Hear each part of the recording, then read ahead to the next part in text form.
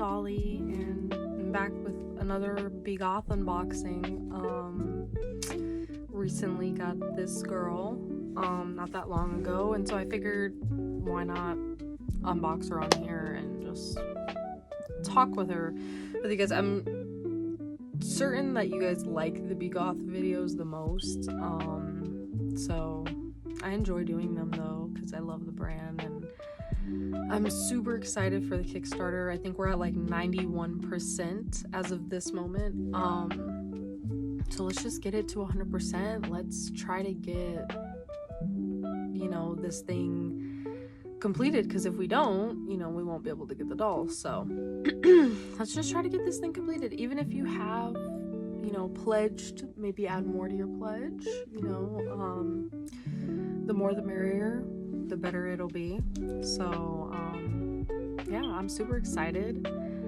I have now Glorophobia coming and I do have finally Mina Immortale, but the variant version. I found her on eBay. I got my refund. I found her on eBay. I think I talked about this in my other video. And through a UK seller, I found the variant, and I ended up paying the same amount that I paid through the US seller, but this is for the variant, and it has shipped out. So I'm super excited. I can't wait. It's supposed to be here April 4th, so sometime in April she will be my first begoth figure, because I don't own any begoth figures. The only closest thing I own to a begoth figure is the mascot bobblehead, which at this point I'm like, do they even consider him the mascot? Because I haven't seen anything to do with this dude. Psycho Clown, I think that's his name. He is gonna look great with Mina though, because he is on sort of like a grave type stand, ingrained into the stand, and Mina is on a grave side as well. So I think they're gonna look good together. I can't wait. And this is the first time I've ever bought any type of begoth anything from overseas. All of my begoths have come from the US. Like this one I'm opening now, I've bought 4 from this specific seller, but this is the last one that I'm gonna be getting from this specific seller, because the rest of the ones they have I already own, so I'm not gonna be buying any more through this seller. But when I saw they had so many brand new, I wanted to get the ones that I didn't have, because I feel like I'm an inbox and outer box collector. It depends. When I got my first 2 begoths, Sinstress and Victoria, I left them in the box for a while because I didn't know anything about them. I didn't know what they were, or if they were rare or whatever, so I just kept them in the box because I thought they were so, unique and pretty. So I never took them out, and then when I finally began more encapsulated in the doll community and saw that there was a wide, group of people that loved these dolls, I was like, okay, well, I'll take them out, especially because Sinstress is not worth that much. She's kind of one of the ones on the cheaper end, so I don't regret that. And that's kind of what started my out-of-box collecting journey. Same thing with my Living Dead dolls. I had Series 29 for the longest time. The whole series, I had it in box, sealed with the plastic and everything, since I was 15, all the way into in my 20s. And it took my boyfriend being like, why don't you open them? Why don't you open them? Why don't you open them? I want to see them open, for me to finally be like, okay, well, let's open them. And then one day I just randomly opened them. I think it was after my 25th birthday, I think. So I waited 10 years to open those dolls, and I finally opened them. And then after that I was like, oh, I kind of like them better. I can touch them. I can look at the details more. Okay. So that's when I started to decide, all right, well, some things I am gonna open. So now I'm kind of I definitely have more things out of box than in box, but I do have some things in box.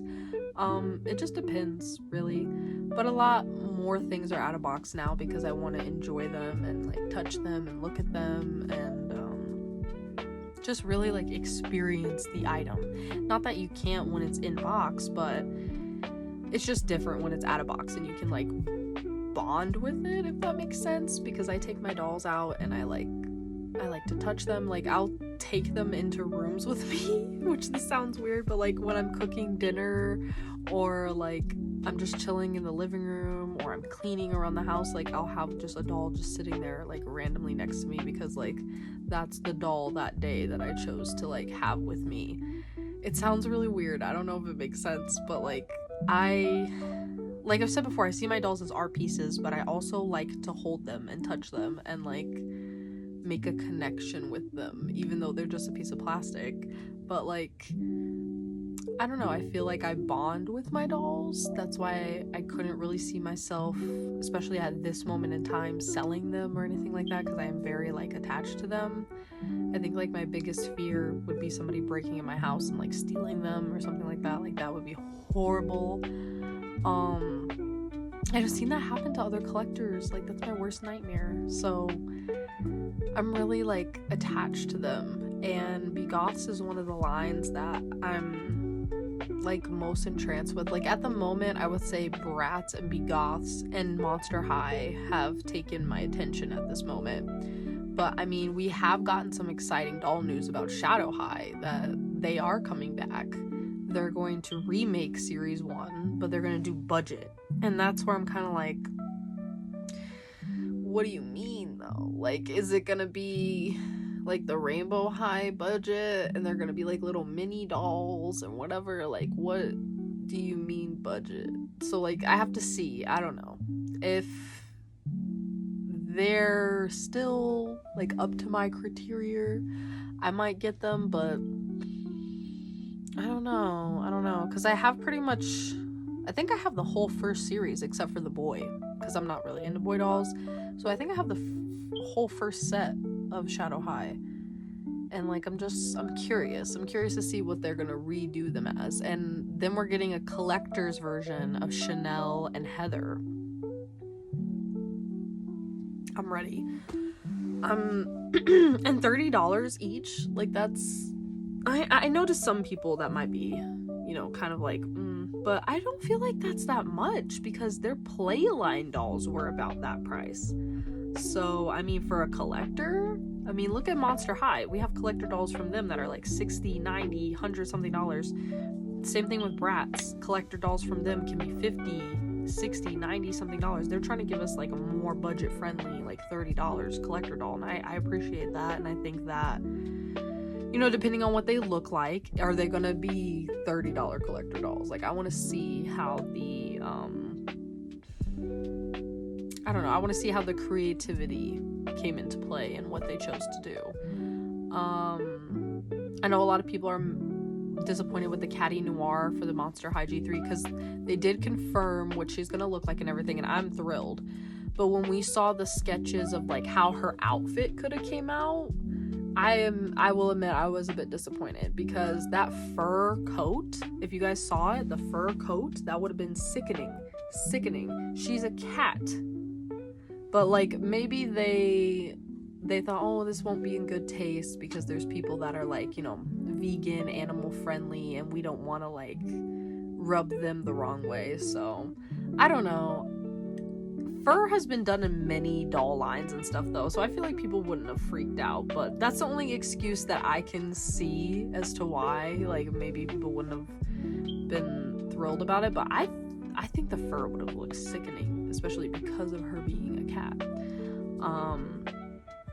But yeah, I'm excited for that. There is gonna be a Clueless collab with Bratz and also with Mattel. I saw Barbie is gonna do Clueless as well. My thing is, like, yeah, I get it. They're gonna do the 3 main characters. They're gonna do, you know, Cher and her best friends, and that's great. I'm like all for that. I just don't see myself collecting those. I feel like they've done especially Cher. I think that's how you say her name. They've done a lot of dolls of her. Like, they even did a reference to her in Rainbow High, I think. So I'm just kind of like, like, seen it, been there, done that. Like, don't really care to own her. And they're not my favorite characters in the movie. Anyway, like, I love Brittany Murphy, okay? Like, I love Brittany Murphy, like, and so, if they don't make Ty, I will be utterly disappointed. Like, I will literally... And the fact that so many of y'all are like, I have never seen Clueless, but I know what Mean Girls is. I'm like, what? You guys have seen Mean Girls, but not Clueless, which came out years before Mean Girls. I don't know. I don't get at that, but I guess maybe, like, everybody was raised differently, duh, but my parents, like, the things that they watched when they were young or that they grew up with, they very much, like, exposed me to that stuff. And since in the 90s, my parents were in their 20s, my mom was a huge fan of Clueless, I guess, when it came out. And so my mom had me watch that movie over and over again when I was a kid. So I've seen Clueless many, many, many times. But how other people are like, I've never seen it in my life. I have no idea what these characters are. I don't know what this is. I'm like, but you guys know Mean Girls. Okay.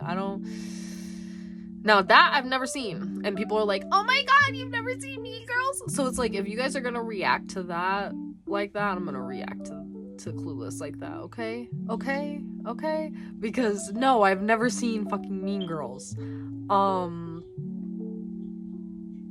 I have no interest in watching it, to be honest. Like, it just doesn't seem like my type of movie, and like, I'm not a Lindsay Lohan stan. I don't have anything against Lindsay Lohan. It's not like I hate her or I think whatever about her. I don't think about her. Like, she's just not, like I said, I grew up with her when she was in her prime when I was a kid. But the only movie I ever watched of her was The Parent Trap. Like, I never really got into any of her other films. Like, I know Freaky Friday was really popular when I was a kid, Confessions of a Teenage Drama Queen, Herbie Fully Loaded, but like, I never watched that. Like, my boyfriend has watched those movies, but not me. So that can tell you, like, I just was not into her. And like I said before, my parents weren't like super fans of her, so I didn't grow up with that. But them being in their 20s in the 90s before I was born, I guess they were fans of, you know, Brittany Murphy, and they were fans of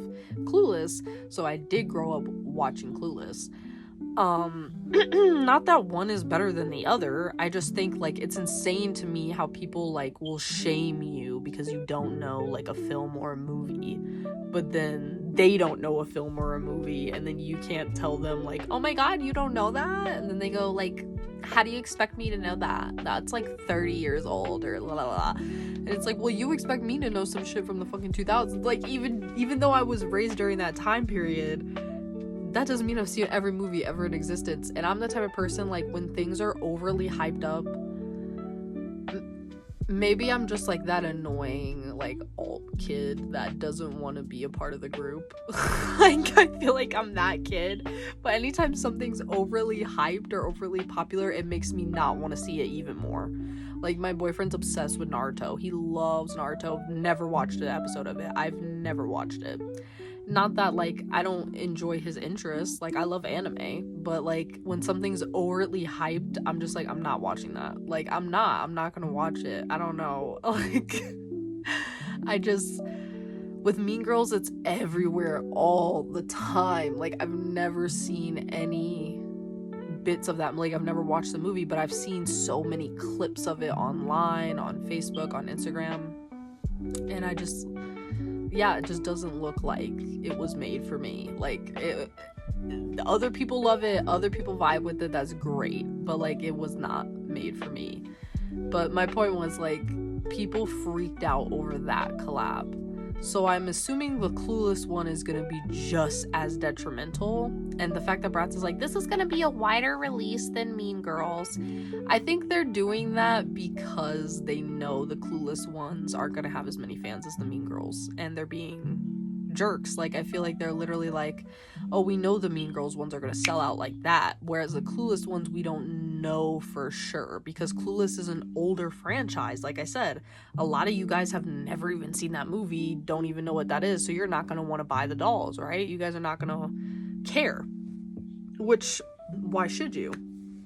But with Mean Girls, I think there's more of an audience. There's like a lot of people, especially young people our age, you know, their 20s, early 20s to late 20s, you know the franchise, so they're like, oh, we're gonna make money off of this, so we're gonna fuck them. Like, that way we can make more money off of them.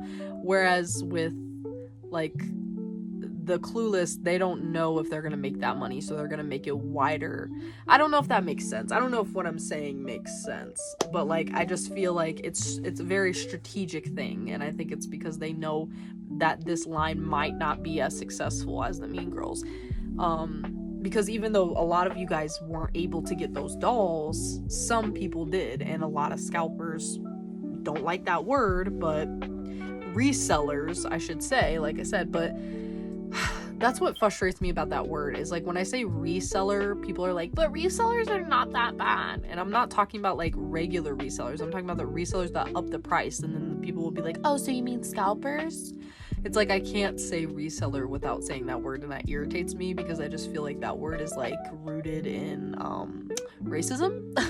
So I don't really enjoy that word, but I feel like that's the only word I can use in order for people to really understand what I'm talking about, because regular resellers are fine, but resellers that jack up the price, or resellers that are just, you know. So I feel like those resellers that got their hands on those dolls, jerks, assholes, you know. And the company that allows them to do this, MGA, just as much of jerks. But there's a reason why they allowed that to happen with those released dolls and not these. But then again, you know, they might change their game plan. They might do the same thing with these dolls. You know, people are saying that too. This looks kind of sketch, and they might do the same thing. So who knows? Either way, you know, I'm interested to see. I know Ty's not coming out because they've already listed the characters they're doing, but maybe they'll pull a Lindsay Lohan and they'll do her like as a side thing. But then I'm scared that if they do her, they're gonna screw us. You know, they're gonna screw us. They're gonna make it hard to get her. Again, if you've seen the movie, Ty is the character that they make over. Basically, the movie of Clueless is about this most popular girl, and she has these friends, and they meet a new girl, and the new girl that they meet, they kind of make her over. They make her into like them, but she ends up becoming more popular than them, and so that ends up like messing everything up for her. And then people are like, this weird side plot where she's in love with her stepbrother. Like, the only thing I can say like to excuse that is it's not incest, because they're step siblings. That's one. And two, they're not even really step siblings anymore, because those parents also divorced, so now they're not they're like nothing. They're not step siblings. They're not siblings at all. But it is still weird. It is weird. And now you know why I don't like Cher. That's why my favorite character is Ty. I just hope they do release her. You know, it would be so cute to have a doll of Brittany Murphy doll with the curly hair and if they did her in the troll shirt, they're not gonna do that. They're not gonna do that, because then they would have to ask trolls for permit. They're not gonna do that. They're not gonna do that. Even though that would be so cute. Like, if you can make, I'm sorry to the people that wanted Katie and wanted the Mean Girls doll, but if y'all can make that ugly ass Lindsay Lohan doll in them ugly ass pants and basic ass polo shirt. And I've never seen the movie. I get that people are like, it's detrimental to the movie, it's about the movie, like they put her in this because of the movie. I get that, but that's ugly. Like, and they made it. Sorry, my phone died. But yeah, and they made it. So why can't they make Ty in her little troll shirt with the flannel, with the baggy jeans, with the bun, like, like, it would look so cute. And then they can make her second outfit where she gets transformed, you know, like into the cute girl, into the popular girl. Missed opportunity. I really hope they give her a release. Like, please, like, please. I really need her. I need her.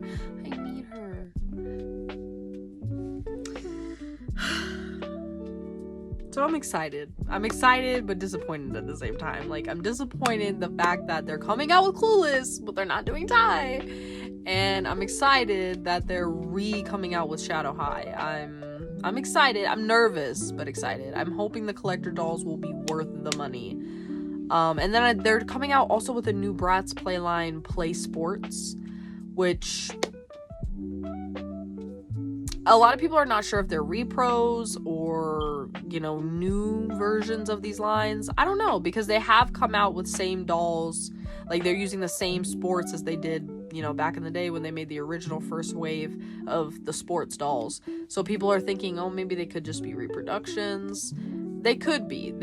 I think it would have been nice to see them do different sports, you know, but we'll see how they look. I know a lot of people freak out over a lot of these sports dolls, which, I don't know, I think they're, like, cute, but I don't get the hype as much. Like, maybe because I'm not a sports person. I think people are like, oh, the faces, the makeup, like, they just look so beautiful, but, like, I don't know. I think there's other dolls that look prettier than the sports ones. I might get a couple just because, like, Tennis Chloe, I think, might be cute, and maybe, like, Basketball Jade or whatever. Like, I think it might be cute.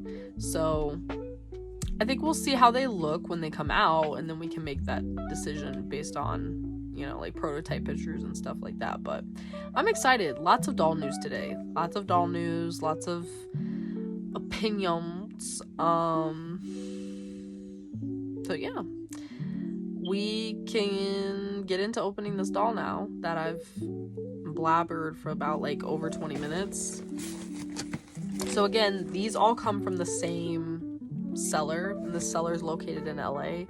So like I said before, I don't know if they have access to dead stock, and, like, that's how they have all these dolls for brand new and all this stuff. I don't know, but this girl right here, I think they sent me an offer for her, probably because I bought so many from them already. They sent me an offer for her for about, like, I think it was 70. It was 70 for her. So I was like, yeah, it's not too bad. And like I said, I know a lot of people are different than me. A lot of people are different, and I know the reselling market is a problem, and, like, us buying from resellers and stuff like that, it's a huge problem. But to me, as long as it's under, like, 200, okay. But, like, if something starts to get, like, 3, 4, 5, 6, no, I'm not gonna pay that. I'm sorry. And it also depends on the item. Like, if it's a vintage item or an item that I can't get in stores or something like that, then I'll be more willing. And especially if it's something that I really, really want, like, I'll be more willing. But, like, with the Monster High collectors, they're not vintage, and they're not worth it to me. So that's why I don't pay out of the, you know, for those.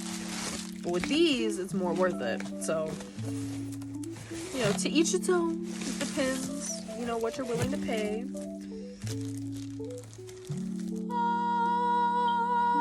Devastatia. Yeah, or devastatia? I don't know if it's devastatia or devastatia. I don't know. I think it's devastatia.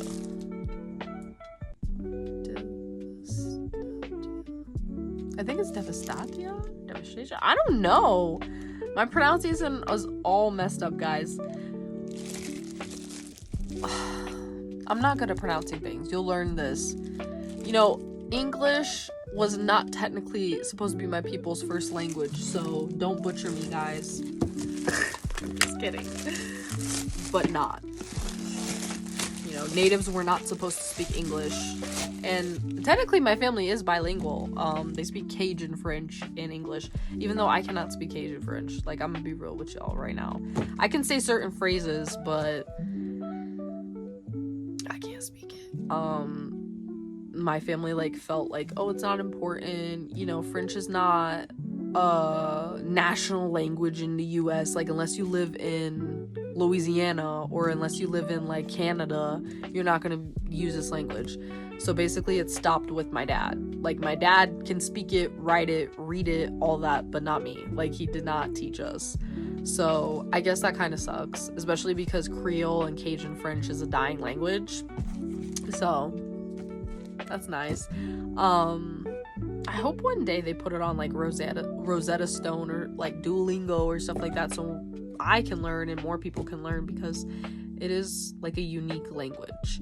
And even though we were colonized by French people, we kind of made it our own. And that's why like French people hate it when we speak our version of French. And apparently they do the same thing to people in Canada. I was watching Brittany Broski, if you guys know her. Love her.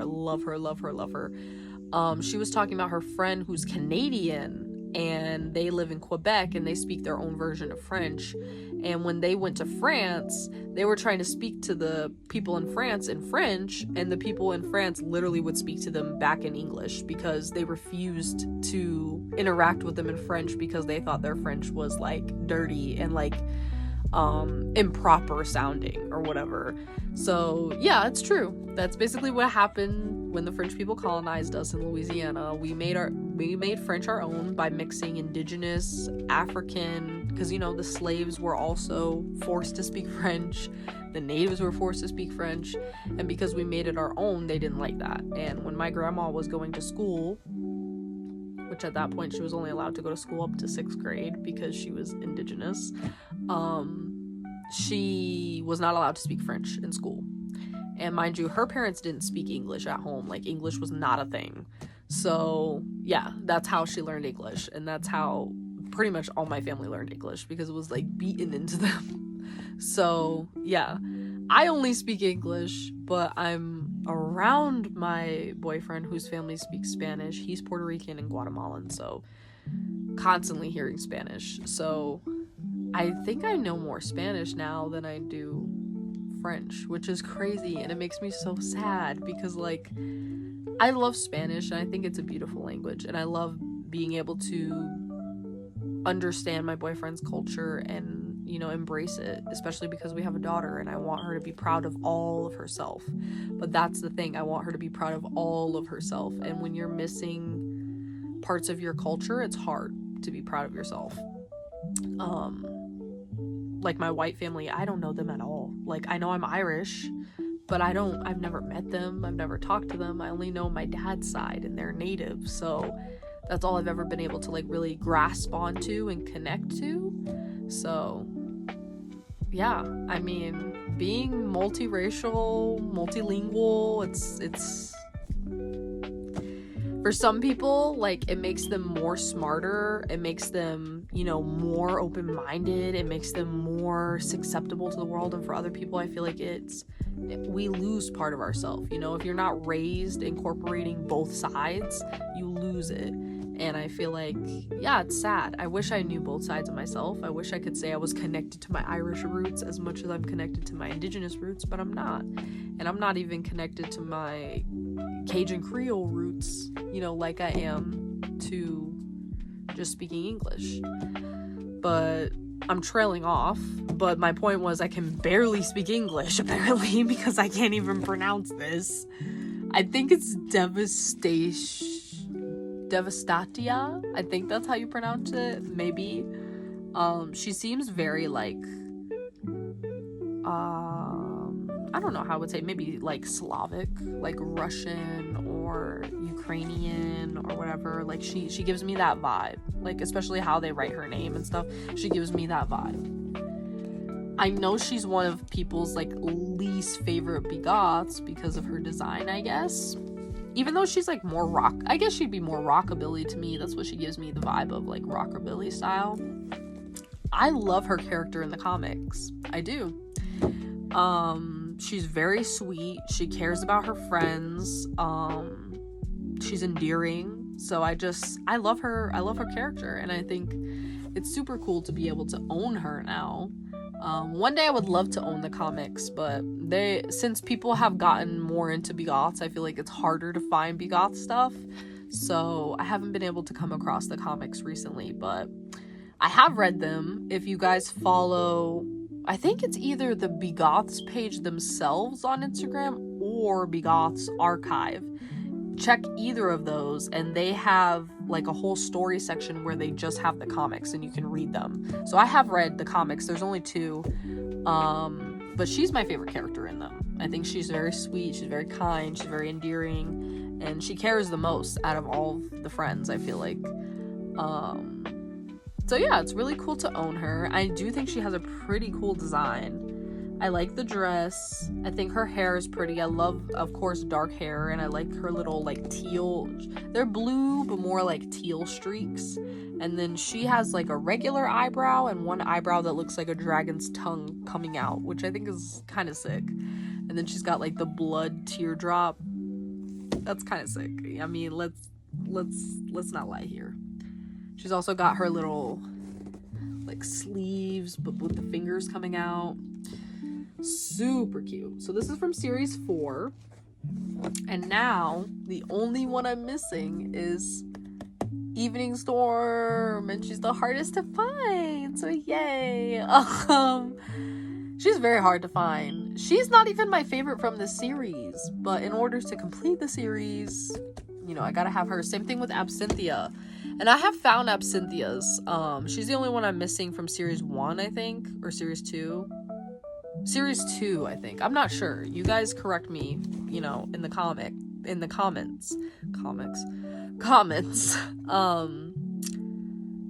I'm missing her and I need her. I see her all the time, but every time I see her, she's insane. She's either like close to $200 or, you know, just some insane amount. So I'm like, can't get her. Because like I told you, I won't go over 200. I think that's just a little steep. But alas, it's just not meant to be. That's what I try to tell myself. Like, if I can't get something I want at that moment, I'm like, it's not meant to be. It's just not meant to be. Another one is meant to cross your path, but at a later time. Okay? This one's not the one for you. It's for somebody else. So that's what I always tell myself. Because it's true. There's, like I've told you guys, there's lots of dolls that I never thought I would own. Like, ever. Fiona's definitely one of them. Hypnotica, that's another one. Ivana, I never thought I would own them. Never. But they came in my path, and they came for the right price, and, you know, it happened. So I think patience is the key. Patience is definitely the key. I know a lot of people say this, and I know it's hard. Like, I know it's easier said than done, especially if you do have the money, because I know a lot of people don't have the money, and I'm not trying to, like, say anything, you know, jerky or rude or uppity or whatever. I grew up freaking poor and homeless, okay? I'm the last one to talk about money, but I feel like if you do have the money, it's a little bit harder to, like, resist, because you're like, oh, but I have the money, I could just pay it. But the point is it worth that price? You know, is it worth paying that amount? So for me, that's my thing. Like, when I have the money, I'm like, but I could just... So it's about waiting, and it's about, you know, double checking. Is it worth the price? Should I pay this? I lowball everybody. I don't even care. I will lowball you and then see, you know, where we can meet in the middle, because people are crazy and they'll ask insane amounts. But if I feel like it's a fair amount, I usually don't send an offer. I just pay it outright. So yeah, I mean, I'm super excited to have her. I'm only missing one from series 4 now. Maybe one day I can find her. Who knows? Now, Evening Storm, I never see her come up. Like, she is more of a rare one. I feel like I see more dolls dressed in her outfit than I do see her actual doll. Like, I see her outfit float around a lot, I feel like, compared to the doll. So like I said before in my previous videos, that the tape on these things are kind of weak because they're old, so it's not very hard to open. And this is one of the ones that has the bio card, so we'll be able to read about her. Her feathers are like everywhere. She doesn't smell bad though. Oh my god. Feathers. Let's turn her head. I always wonder that. Like, I'm assuming when they do the dolls, like, put them in the box, they put their head straight and everything. So, like, How does it get turned over time? Is she alive? Is she doing it herself? No, I'm just kidding. Obviously not. Like, she's probably gets jostled or moved around and like somehow it just moves. I don't know. But she's beautiful. Like I said earlier, she has a very like rockabilly type style to her. She's got this long like bodycon, again, mermaid type style dress with the train. I'm assuming it has a train. It looks like it does. Or maybe just a long finned out bottom with this like fake leather corset and obviously this boa that's like peeling, disintegrating before our eyes. And then she has these long-ish, pretty long. It stops like past her, you know, elbow and forearm. She's got these long gloves with the little fingerless. She's got these bright blue eyes, like I said, with the dragon tattoo eyebrow. She's got little dots under her left eye. She's got a labyrinth piercing. She's got a Monroe piercing. I think that's what that's called, the little piercing right here. And then she has 2 earrings in each ear. So let me bring her a little closer so you guys can really like get the detail. She's beautiful. I'm obsessed.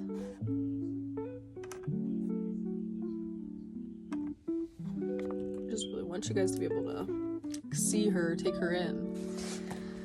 And then the back we have her card, so we're gonna look at that first. I felt really bad when I did my caddy unboxing because I did not even read the back of her box to you guys, and I'm like, I didn't even read the back of her box, and it says the animal name right here, and I didn't even read the back of her box. And I've seen so many unboxing videos, and I'm like, I completely missed that. Like, how did I miss that?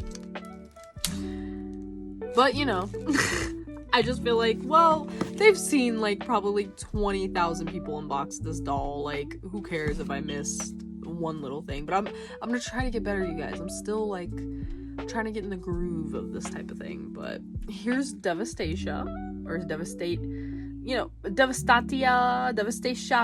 I don't know. We're gonna call her Dev for short. If you guys read Jonah Vasquez comics, you'll get the reference. Full name, just devastatia, or devastatia, however you want to say it, because I'm probably pronouncing it wrong either way, but we love that. That's poodle named Greta Garbo, which it's funny. Favorite colors are black and white, classic. Likes cherry flavored pop, early 80s goth music, we love, cocktail jewelry, buying shoes, driving her 1949 Coupe de Ville, singing La Lagos is Dead. Bella Lagos is dead? I don't know. Probably pronounced that wrong too, but I mean, either way, it sounds like a vibe. Burlesque shows, and custom-made corsets, and red lipstick and licorice. Alright. She sounds fun. Like, she sounds a rockabilly. She sounds very, like, vintage. She sounds very old-fashioned. She dislikes when people say the goth scene is dead. And she also dislikes long lines, cell phones, snowboarding, mall rats, and jungle gyms. I always think that mall rats is so funny because, like, I guess I would consider myself more like either alternative or mall goth, because like when I go full on alt, that's typically the style I gravitate to most, is the mall goth style. And I think because, like I told you guys before, I had an older cousin. She's like 8 years older than I am, so she's in her 30s. She grew up in that mall goth era, you know, in that little like in trail era of goth. And I'm not trying to say goth is dead. I'm not trying to say goth is dead. But like before emo took over and scene and everything, and it was still like goth, like that word associated, she was in that scene. And so like when I grew up as a little kid, watching her, seeing her dye her hair, the trip pants, the outfits, like I gravitated towards that. And I love goth, like trad goth stuff too. I think the only thing that I kind of have issue with in the trad goth scene is that they do take a lot of cultural things, like definitely tribal makeup, tribal traditional things. Same thing with like, you know, the onk and stuff like that. Like there's just certain things that I feel like, I don't know, the goth community can kind of like take it and make it goth instead of actually talking about its cultural roots and why they are the way they are. But that's just my opinion. And then same thing with like the whole white face thing. I'm not into that. Like I love seeing other trad goth people do it, but I'm just not. I don't know. I don't want to have to put white powder all over my face to make my face look white. I don't know. Something about it is weird to me. I'm sorry. Like, I know that a lot of people love it and it's traditional goth makeup, but I just feel like I can do my eyes. I can do different types of style of makeup without having to paint my face white. Like, I'm just not into that. That's the part I'm not into. But I love the style. I love the clothes, but being goth is more than just that, and I think a lot of people don't realize that. It's not about fashion. It's literally about the politics. It's about the belief system. It's about the music. It's about the literature. It's about the art, you know? There's people that you wouldn't even believe know goth culture or subculture stuff, and they do. So I just think that it's all about that type of stuff. I'm super into the alt community because I am alt, but there's just certain things that I'm not gonna say is wrong. And I think that there is certain things in the alt community that is wrong, and racism is definitely one of them. And I do think that as the alt community, they take from a lot of races and they don't give credit. Like cyber goth, it's another example. They use cyber dreads or cyber locks.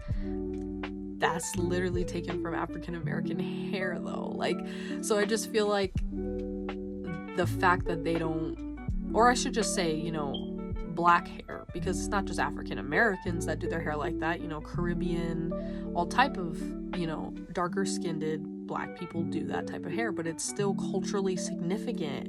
And so to not say anything on that, I don't know, it's just weird to me. And that's kind of why I felt the way I felt about Hypnotica. Like, I love her design. I think she's beautiful, but in my head I have to canonize her as mixed because I'm like, why you got the dreads though? So I don't know. I think that's something that we don't talk enough about in the alt community. That's my point on that, is that goth is not dead. It's still around. It's very much prevalent, but there's just, for me, there's certain reasons why I'm not a trad goth, and I would never be a trad goth, and that has to do with the fact that they do take a lot of things from cultures and don't say anything about it, and they also paint their faces white, and I'm not into that.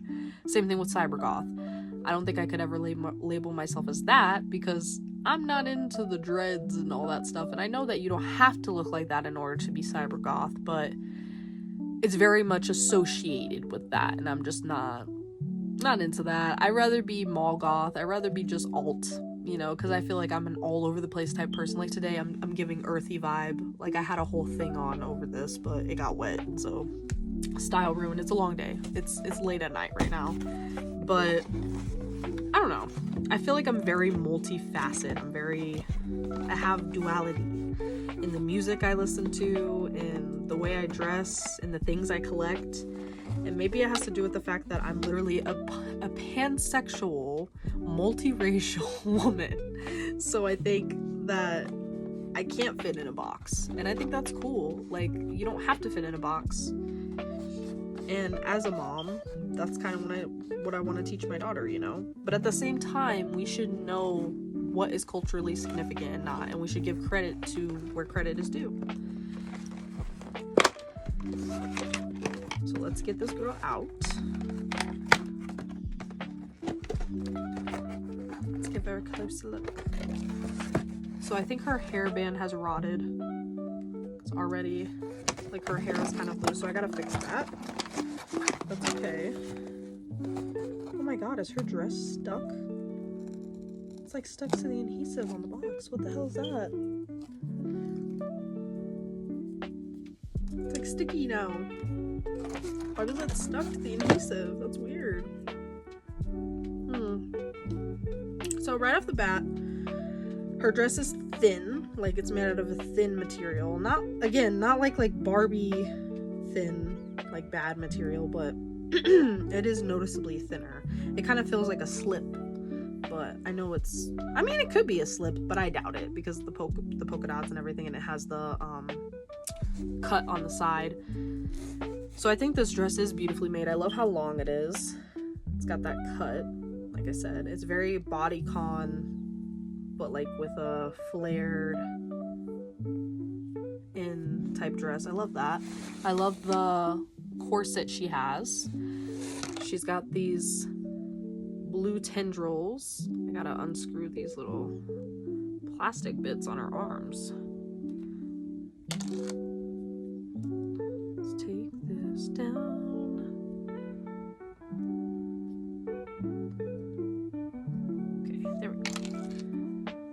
There we go, little blue bits. You guys can see her face, hopefully a little bit better. She's got her little boa. She's got her little corset. Beautiful. I love her. Like I said, I'm gonna have to replace her hairband, but she's so cute. I honestly thought I wasn't gonna like her that much. That's why I was kind of like, holding off on her, but she's actually really cute. I love her blue eyes. She's gonna stand out for sure amongst the others, especially with this boa. So I'm super super excited to have her in my collection. And yeah, I guess we can get into her shoes. She's got these like different shaped little like boots or whatever. I don't know. I don't think any of the other ones have this kind of style, so that's why I'm saying they look a little different to me. But wow, she's stunning. Her face is not sticky, you know, so this is not the series that has the yellowing problem, but I think I'm just gonna put another headband on her hair, fix it, and then leave her as is, because she looks great. And I don't want to mess with her boa too much because I don't want it to like completely fall apart and disintegrate. But yeah, she's beautiful. She's beautiful. It's Dev, guys, Dev, because that's what we're gonna give her a nickname. She's, you know, she might be Russian, but she's in America now. And we're gonna give her an American nickname, and I feel like an American nickname would be Dev. Hey, Dev. So she's probably like, that's not even how you pronounce my name, girl. Like, don't blame your stupidity on my name. That's your own fault. I still feel like she's cute though. I love her, and I think she's gonna look great in the collection. I don't know, guys. I think I'm probably gonna get more before the like actual drop Kickstarter ones come, because it might take a while. The Kickstarter ones aren't supposed to come until next year, next September, which, I mean, I get it, they're a small company, everything's probably going to be more made to order or whatever, but that's still a long time. So I'm gonna probably be working on my OG collection up until then. But I'm excited. Either way, I'm excited. I'm thrilled. I can't wait to see more things come out with Begoth, with Monster High, with Bratz, with Shadow High. We're just gonna have to wait and see what's to come. But I think that's it. I appreciate you guys listening to me babble for so long. Jeez, this is gonna be a long video. But I appreciate it either way, and I love you guys. And there you go, twisted heart. Love you guys. And I'll see you next video. Don't forget to follow me on Instagram at hauntedolly_98. And don't forget to like, comment, subscribe, do all that jazz if you want. And I'll catch you guys next video. So until then, get one more look at her. Let's get a look look at the behind. So yeah, until then, bye guys.